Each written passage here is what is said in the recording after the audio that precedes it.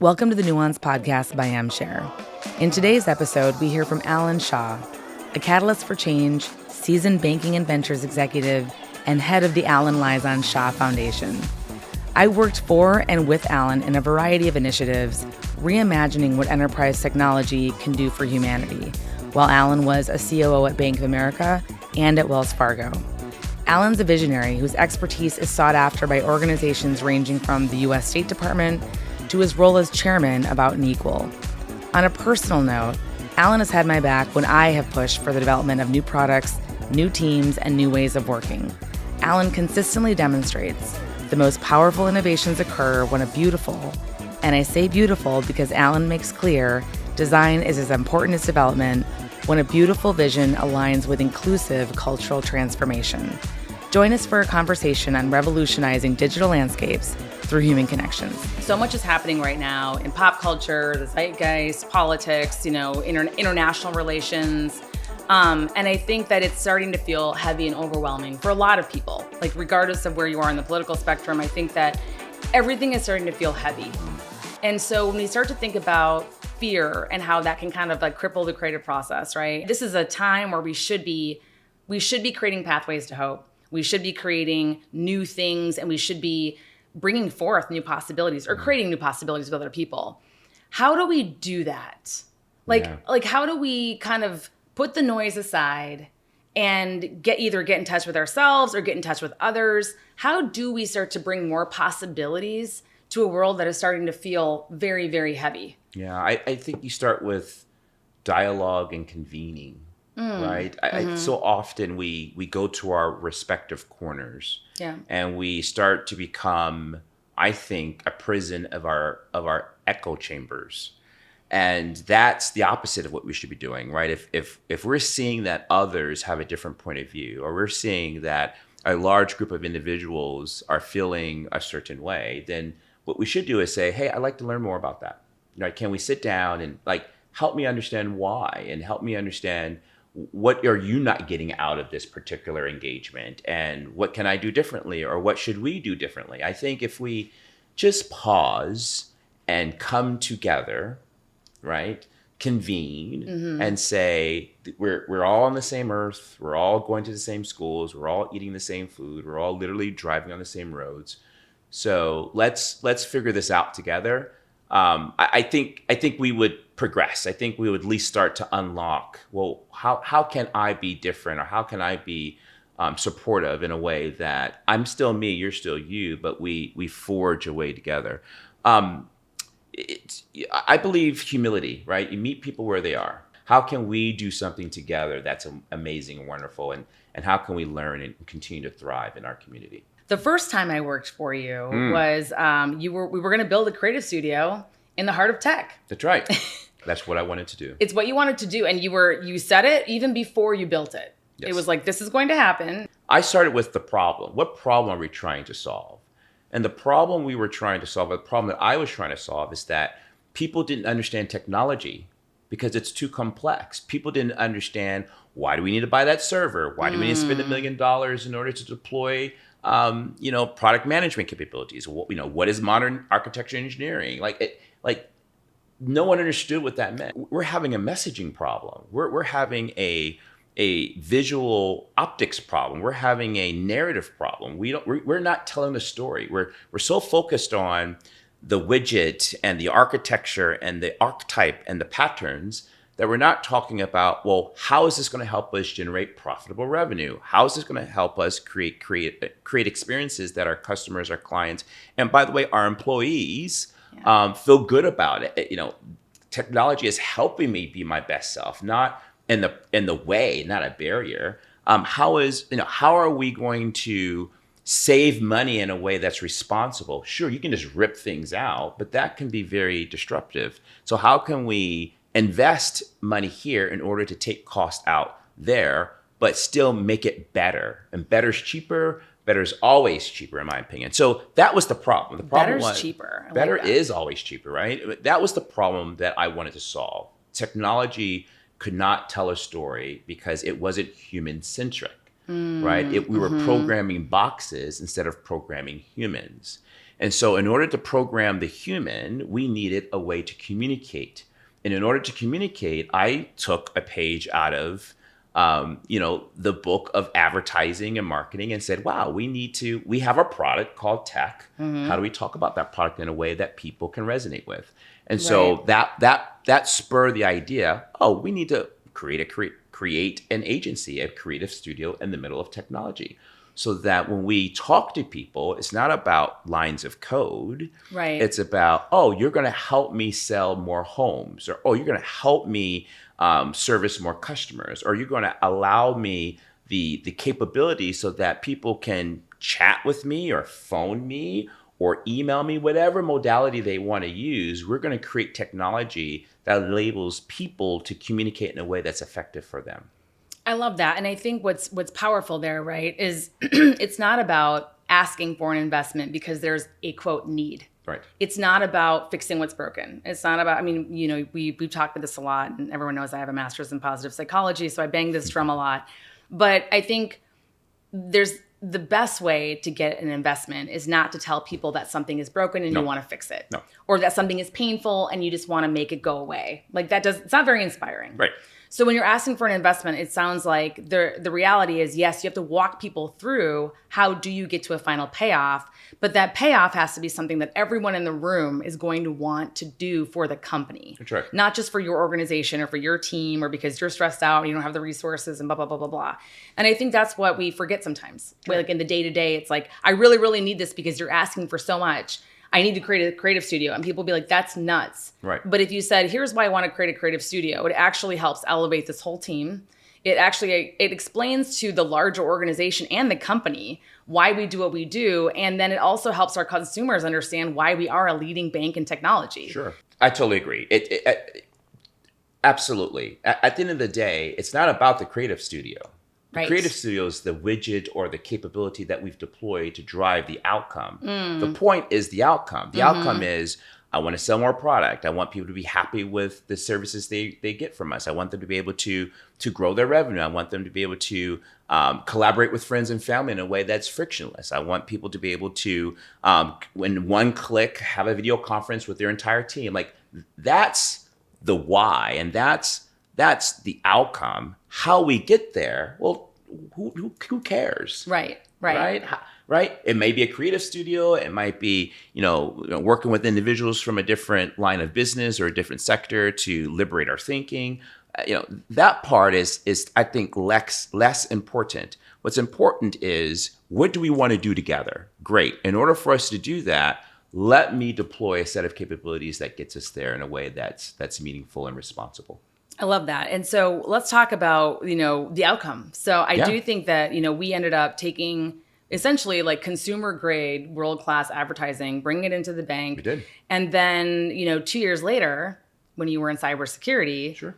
we needed to do it again. We did. And so I was no longer at the bank. I was no longer there. But I know that when we worked together and in this capacity, I was a consultant, there was a really interesting challenge in cybersecurity, which I think is still very much a challenge for a lot of executives, which is finding and hiring and retaining the best cybersecurity talent in the world. That's right. Because if something happens to Bank of America, Merrill Lynch, cybersecurity, the world's financial systems will be in crisis. Any company, every government, right? Cyber is a threat across the entire world. Right. And the resource pool is so small. That's right. And I think what's also what I remember so much from that experience was, and the reason we really had to push it and not kind of stick to the status quo in terms of recruitment was because with the number that we had to hit in terms of people that we had to recruit, 1 out of every 4 employees in cyber was going to be new. That's right. And anyone who's worked in cyber is SWAT team-like, it's a family, it's like the relationships you build in cyber are everything. That's right. And so to bring in the wrong people actually could be a liability. Sure. And so I think what happened was people saw what you had done with the creative studio and they saw what you had done in enterprise. And how did you get the buy-in to do it now in cyber, where it's almost even further away from the idea of creativity? So if you are a cybersecurity genius or cybersecurity novice, right? You're just starting out, right? Or somewhere on that spectrum, you want to work for a company that understands you. And you might be an individual that you may have neurodiversity, right? You might be neurodiverse, I should say. You might be an individual that, you don't like fluorescent lighting. I don't like fluorescent lighting. You might be an individual that really, you need to listen to music while you're coding, right? And so when you're looking at a poster about working for a bank and the person is, they have on a red tie, a blue shirt with their hair, like that's not attractive to someone who wants to, jam out to 9-inch nails or REM while they're banging out code. Right. And so the problem we're trying to solve is how do we recruit the best talent in the world, regardless of what they look like, by the way, right? You can have tats up the sleeve. I can care less. If you know how to code and you know how to understand the threat landscape and you can get into the minds of our adversaries and be able to translate that into capabilities that allow for us to protect our clients, our customers, and employees' money, then I want you on my team. And so the problem we're solving is how do we attract that talent? And so therefore the response to that was, well, the way we show up in the marketplace needs to represent the people that we're trying to recruit. And so that was the problem, right? And by the way, like it sounds fundamental when you say that, but having tattoos in like a big, out of home, marketing campaign all over LinkedIn, all over social media for a bank, that was provocative. And that was something that we had to sell in. We had someone with tattoos, a nose ring, and a beanie. And I remember someone coming to me and saying, we can't put that person on a poster. I'm like, why not? This person literally is protecting our country, is protecting our communities. Why would we discriminate against this person because they have a nose ring and tattoos? And frankly, that's a sign of creativity. There's a lot of power in independent thinking. Absolutely. And especially whether it's in cyber or really anywhere in leadership. I think that what you find with a lot of people that are very hardcore independent thinkers is that they're not conformists. That's right. And they will liberate your thinking, by the way, right? If you ask them to. Right. Right. And we didn't go and find actors that looked cool, right? That doesn't make sense. We actually said, well, wait a minute. Who is our best talent? Well, the people that are already here. Great. Let's take pictures of them. Right. And when we took pictures of the people that are already on the team who were absolutely brilliant in what they did every single day, that's where we found the tattoos and the nose rings. But we also found people who spoke multiple languages and who were mathematicians, who understood quantum computing and who understood policy and how policy implicates how when you get policy wrong, it can have a negative impact on your ability to deliver technology in a way that protects individuals and clients and employees. And so what we found was, wow, the answer is actually right here. We just need to amplify that in a marketplace. So let's talk about the process of the amplifying, because again, at this time you had made a pretty significant investment. This was not like a low production, low grade, cheap production house that was just going to come in and do a couple photo shoots with headshots. Like we went at this like we would a commercial brand. That's right. And we commercialized the recruitment within cybersecurity. It had to compete with like far more, quote, innovative brands at the time. And so the reason I'm bringing that up is because I'm curious to know, as a leader and as someone who, the way that you manage money is a whole book in itself. But as a COO, sure. And I'm bringing this up because you were a COO bringing in the building of a brand. Yes. Which is not normal. But you felt that. So they told me. So, so I was told. But I bring that up because, again, you want to talk about liberating thinking. Yeah. Some people would say, well, that's not really my role. That's marketing's role. Or that's HR's role.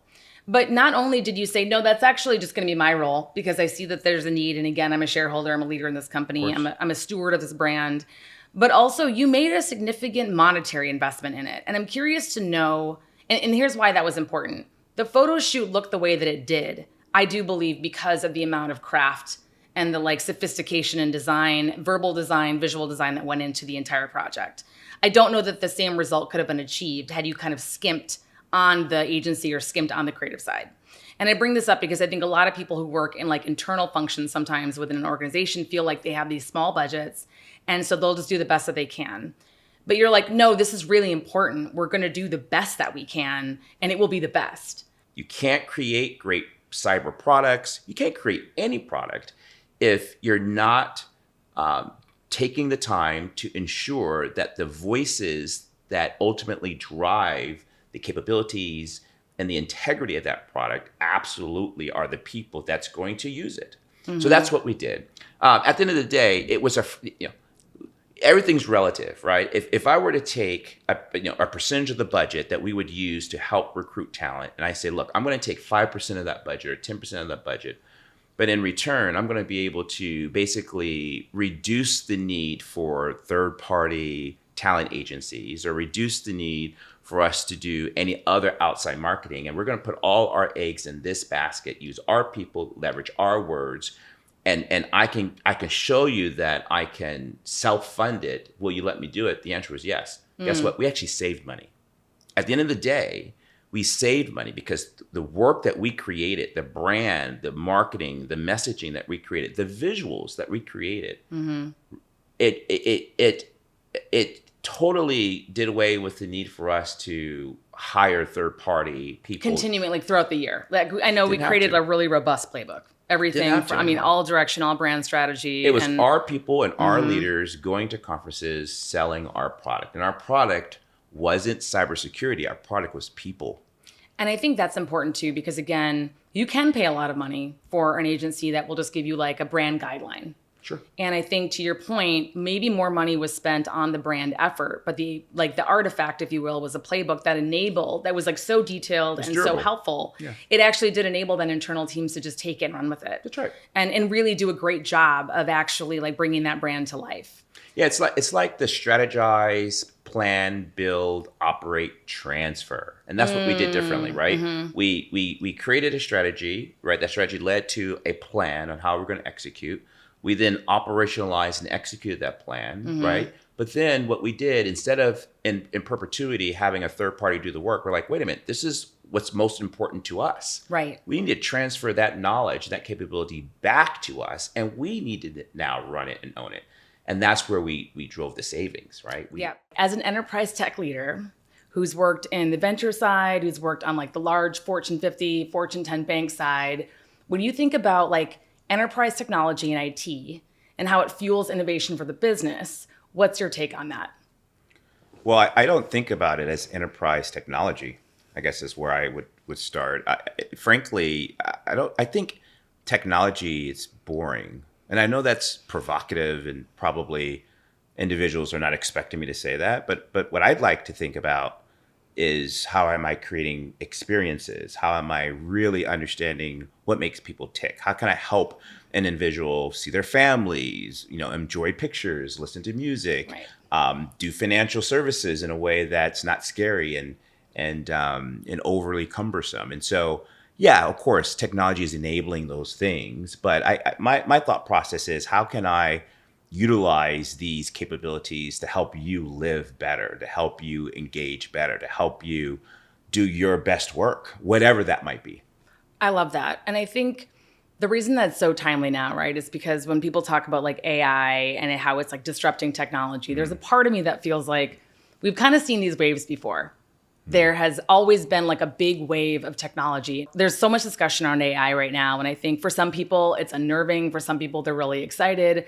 But it reminds me so much of like when there was the big wave of machine learning, the big wave of the Internet of Things, the big wave of mobility. And, companies were like bracing themselves for this digital transformation, this digital disruption. And at the end of the day, I've always felt that business doesn't change. The fundamentals of business don't change. And as long as you stick to the fundamentals in terms of, navigating or seizing an opportunity, you'll be fine. Yeah. And I say that because I think if you focus on the tech and you lose sight of the business, I think that's actually where companies got themselves in trouble. Totally agree with that. I think a byproduct of good technology, good product, great experiences is that you make money. Right. I think that's a healthy byproduct. And so I think knowing that if it's great, if it's good, it's going to help you generate profitable revenue, top line, capability, all that fun stuff. I think you can then focus on, okay, how is this helping an individual? How is this helping the community? How is this helping your clients, your customers? I agree. When you think about innovation, you think about technology, the pen is technology, a simple pen, right? There are days where or back in the day, right, when you didn't have a Bic pen, not to do a commercial for Bic, there was calligraphy, there was ink. I think too often we over rotate on the technology. We should think about, well, how is this going to help me build a better experience, or how is this going to help me do what I do well, better, faster, even cheaper, right? So that maybe I democratize it so that others can participate in that process. Or maybe I provide that capability to developing countries. And so individuals that may not have access to education or may not have access to capital can leapfrog with this technology to provide a better quality life or better healthcare. So I know that can be ethereal in some instances, but when I think about technology, I think about the simple things and how those simple things are just, fueling and catapulting, human beings to doing great technology. And I do think that the rush of AI is coming in at an interesting time, just with our country, political changes, a lot of headwinds. Like this is almost starting to feel like a storm, right? Yeah. Like a perfect storm. And so when people start to hear AI, my fear is that it actually it's like instilling fear in people. Yeah. Because when people hear AI, they think racism, they think bias, and what that really means, I think, is a lack of security. Like it's a lack of financial security, it's a lack of job security. And so what would you say to people that might be fearful of losing their job? Well, first, I agree. Those fears are well-founded, right? And I think human nature is when we don't understand something, we fear it. And when we start to fear things, we engage in behaviors that are really counterproductive. Whether you think about civil rights or you think about segregation or education, right? Fear, unfortunately, can bring out the worst in us. And so my thought process is really twofold. Number one, you've got to embrace it, right? Yeah. AI is not about replacing per se. It's about assisting.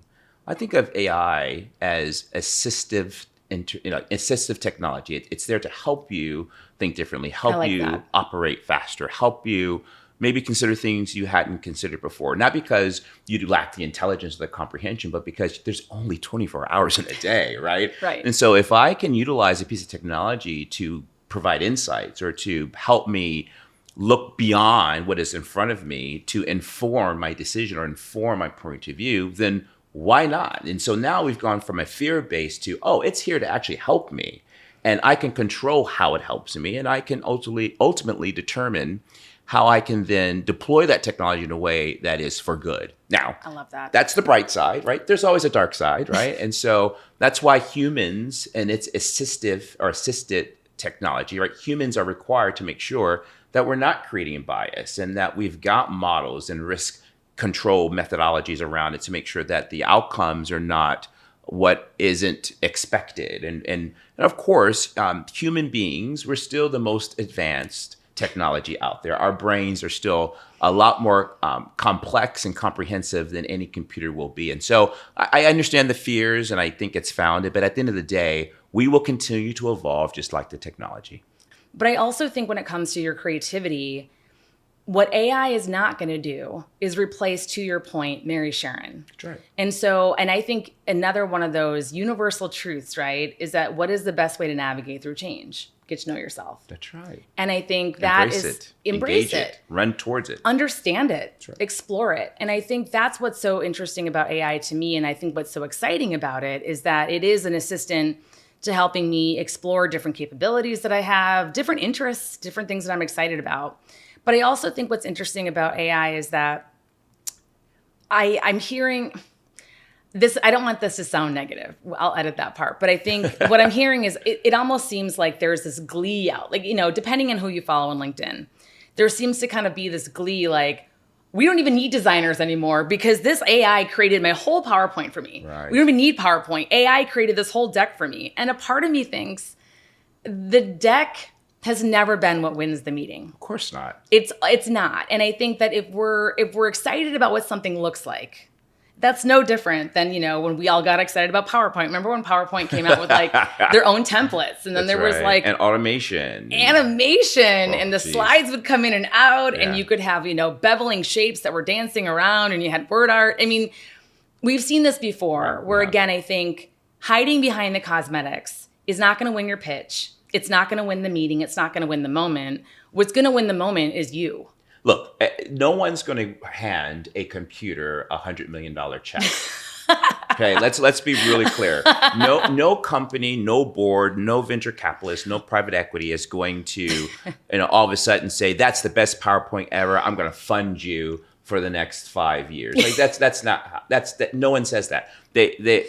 People are interested in human beings, right? Mm-hmm. Human ingenuity, right? What did that person say that compelled me to believe that that product is going to save a life, or that product is going to help me build a better house, or that product is going to help connect me so that I can collaborate with others, so that I can build something that's amazing and something that truly is virtuous. It can be scary to think about, well, wait a minute, today I do something that this technology can do better, faster, cheaper. Right. But I think the way to maybe reshape that or to reframe that is, well, wait a minute. These things can be automated. Great, automate that. So now I can go and do music, or now I can go and become a creator. And now I can really think differently about, like, how can I then create something that it's not been done before. And so again, it's if we look at it as a piece of technology that assists us and not a piece of technology that is here to replace us, then I think we move away from the negative and start thinking about the art of the possible. I really like that. And so let's talk about what's possible in today's time. There's so much going on in the world. And it doesn't, like, I'm a registered independent for what it's worth, but whatever is happening in this world right now, a lot of people are feeling unsatisfied with it, frustrated with it. Whether it's like what we're learning about social media and how that's impacting kids, and quite frankly, all connection, the loneliness epidemic, what's happening in politics, what's happening with international relations, the economy. It's tempting to say, it's tempting, quite frankly, to just give up. Sometimes it's so overwhelming that you're like, I just don't have the bandwidth anymore. And I know for a lot of people, for particularly minorities, or for people that feel like they've been holding this torch for the last 8 years, trying to stave off the dam from breaking, the dam broke. And I feel like regardless of what, again, the reason is, the reality is, I don't think we can rely on the government right now to really satisfy all of our needs. And what that means to me is, as business leaders, we're going to have to step into the ring. Like, we're going to have to step up in a really systematic way. It's going to have to be more than our vote. It's going to have to be more than our social media.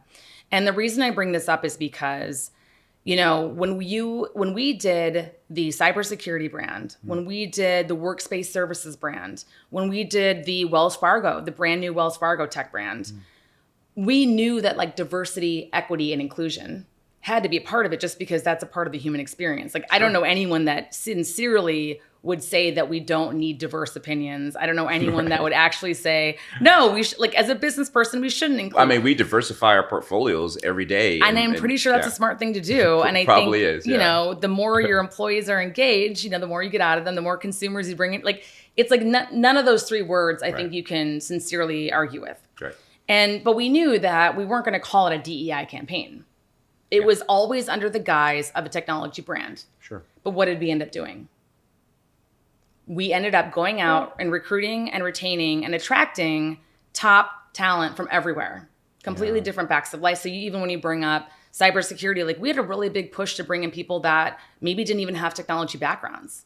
Right. Or people who didn't have degrees. And I know that within even like the photography, we were very, very intentional in saying we want dark skin. We want people that are looking like they are, you're not quite sure what gender they are, because what you're looking at are their eyes. What you're looking at is the feeling that you're getting from these people. That's what's inspiring.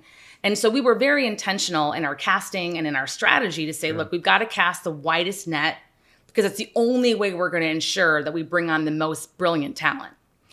But the reason I'm bringing that up is because with all of these attacks now that feel, quite frankly, very anti-Black, I don't see a lot of women not celebrating International Women's Day. And I see a lot of people getting upset about DEI.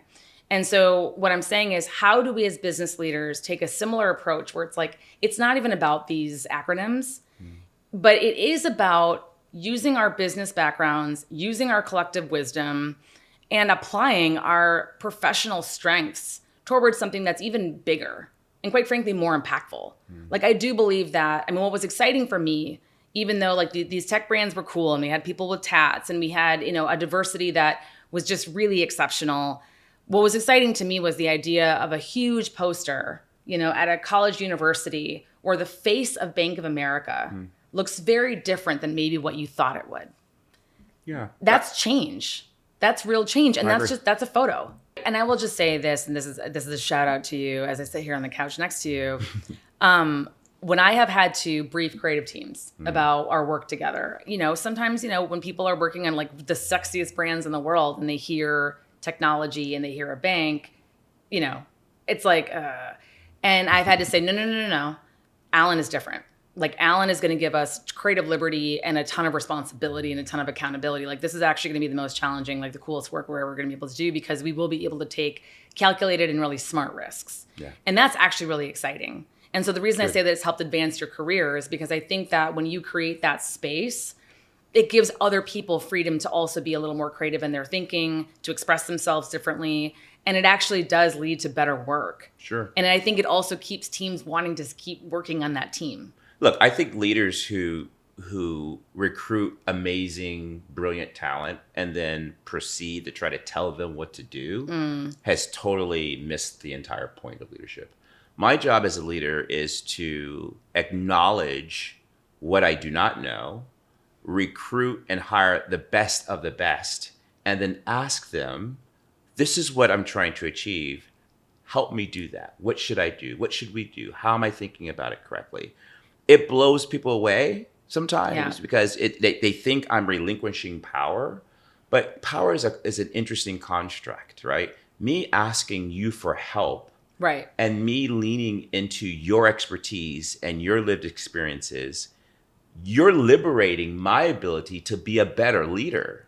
Like people they don't understand it. They think that being a leader is knowing all the answers. That's not what leadership is. Leadership is creating the space and the mechanisms and in many instances, recruiting the people to help you all get to a better outcome. Now, I may facilitate that as the leader, but I'm not.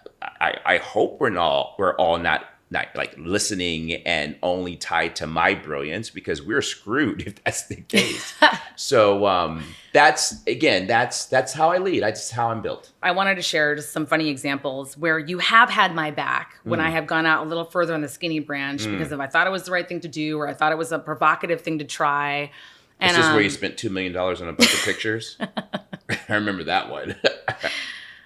We're not going to go there on that side. I think that's going to get cut, but that's okay. No, it's not going to get cut. I'll leave it. Was it $2 million or was it? It was $2.3 million. $2.3 million. It was $2.3 million on a bunch of pictures. And in my defense, I was like, are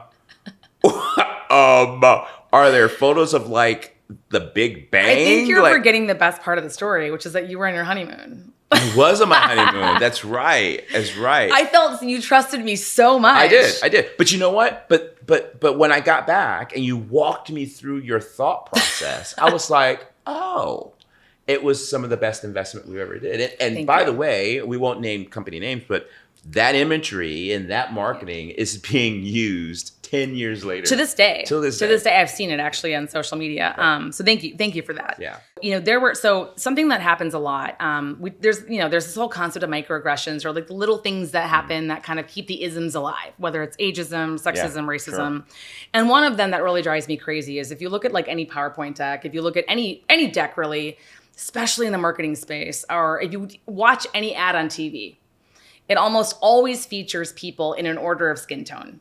There's the white person first, and it's kind of followed by like a Latino or an Asian, and then there's like a black kid at the end or something. Mm-hmm. And that happens in pitch decks. It happens all the time, where it's like you start off with like the safe stock photo, which is always somebody who's white, and then you kind of end up with black people later, like with like yellow lipstick and like the pages you never really get to. Because, right. Yeah. And so frankly. I remember very intentionally flipping the ratio. I don't know if you remember this meeting. I remember. And I flipped the ratio, and so we started with a black woman followed by a very dark South Asian man. And then I think we got to a white person by slide 5. And not surprisingly, there was a comment made. And the comment was like, this is great. We have to switch out some of the photos. And I remember saying, okay, because in my mind, I'm like, I can only push the envelope so far. And you were like, And you said, I probably did. You really did. You were like, because here's why I bring this up. I had never come to you and said I was doing this intentionally. This was kind of like something that I was just wanting to do, just, to just change the way that we see each other. And I think you picked up on it. And I think you recognized what I was doing in the moment. And then you said, and in a room, and I will say all white people, you said those pictures will stay exactly as they are. And they will stay in the order that they are. That's right. And then when I got back to our office, I remember saying, like, thanks for that. And you were like, no, you should have stood up for that more. Right. And then you said, and I'm like, well, it's because all of these people were more senior than me. And all of these people were whiter than me. And I was like, yeah. And you go, no, there's one person that runs marketing. Who is that person? That's you. Right. That's it. That's it. That's why you have the seat at the table. So the reason I bring this up is because it's one thing to have my back. And it's another to like double down on me and be like, no, you actually should have gone harder. Yeah. And I think I'm bringing this up because that's really special. And it was a reminder to me, I am in a position of authority. Yeah. I am a shareholder in this company, and I actually have an accountability to push the envelope. And expertise. Yes, but that's I guess what I mean by saying creating safety zones. It wasn't like you just had my back and you were like, I'm so proud of you. Were like, who here is running marketing? So I bring that up because I do want to share these scenarios with people, because I think those are like the real nuances as to why people can, feel a little more comfortable going out a little further in the skinny branch.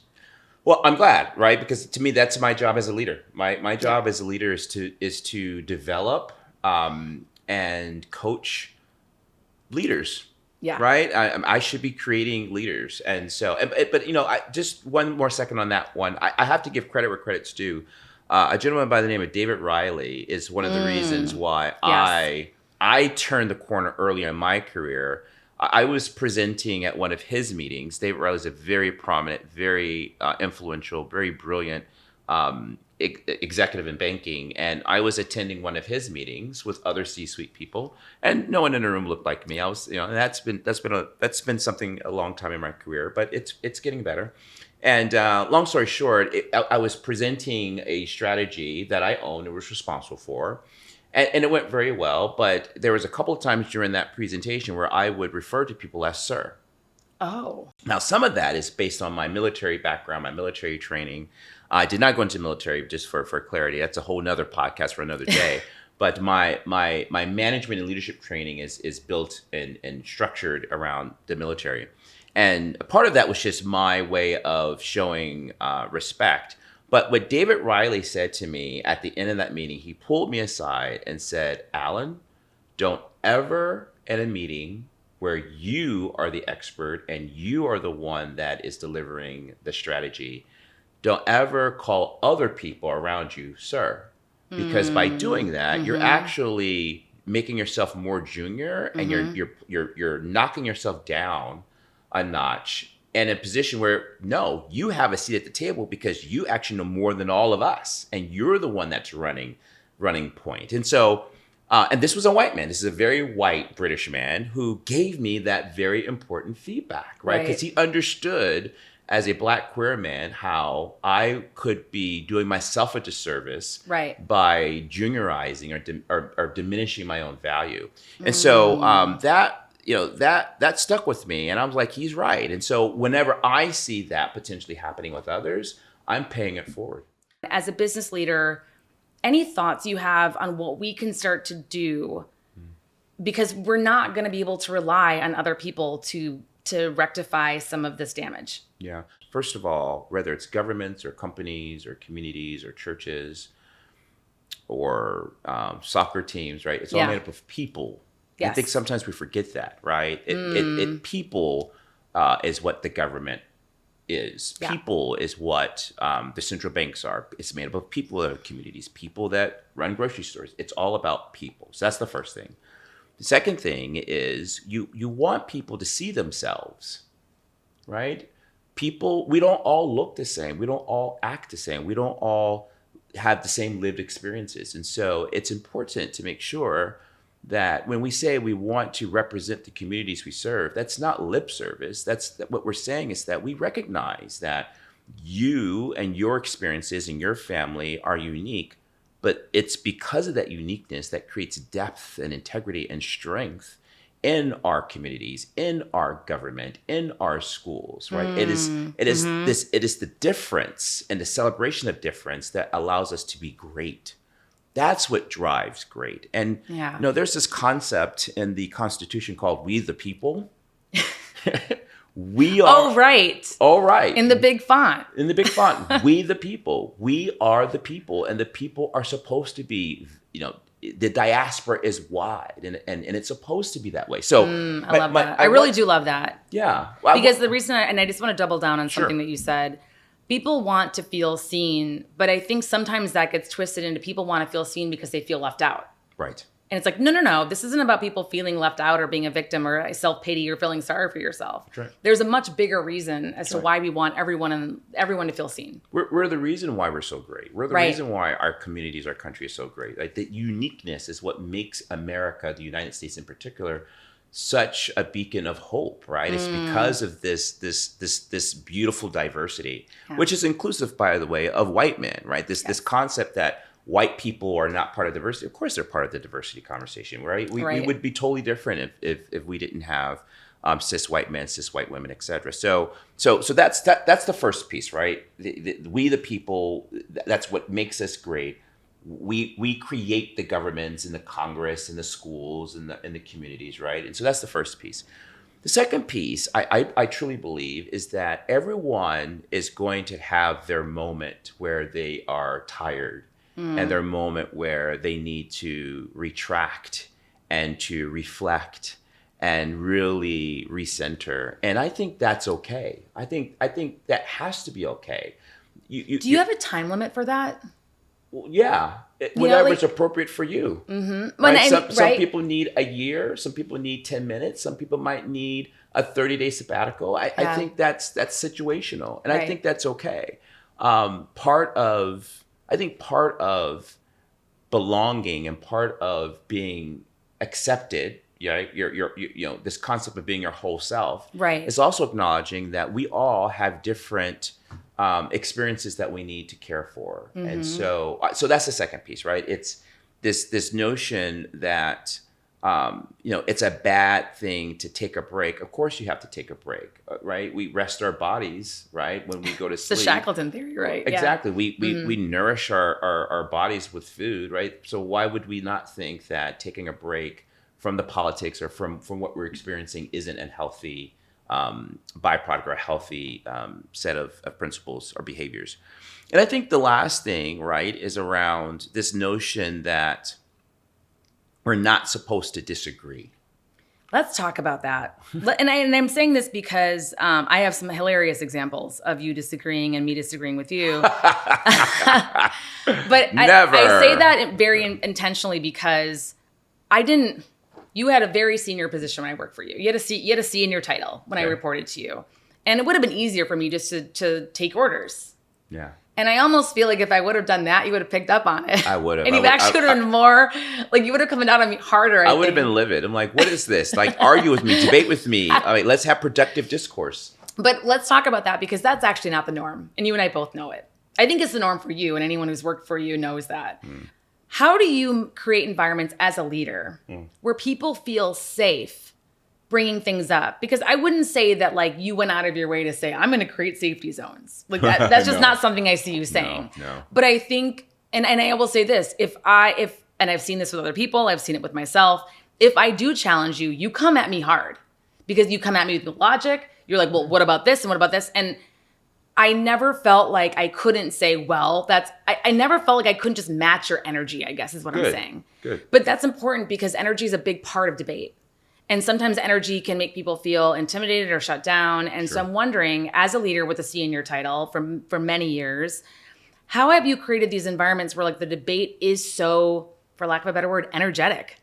It's fierce, it's dynamic, it's at 6 a.m, it's after work, it's over drinks. Like, how do you create an environment where people want to continue to, get promoted and maintain their lifestyles and still have really good discourse? Like, what's the how? I think you have to model the behavior, right? And so for me, there are days where I start a meeting with saying, hey, before we get started, I'm not feeling great today.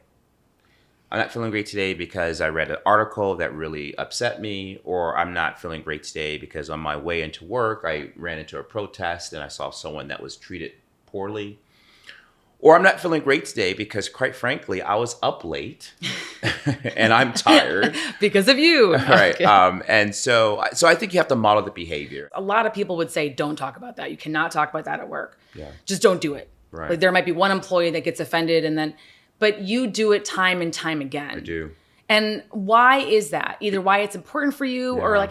and then here's the thing. The reason I'm asking you is because I've seen it work. Sure.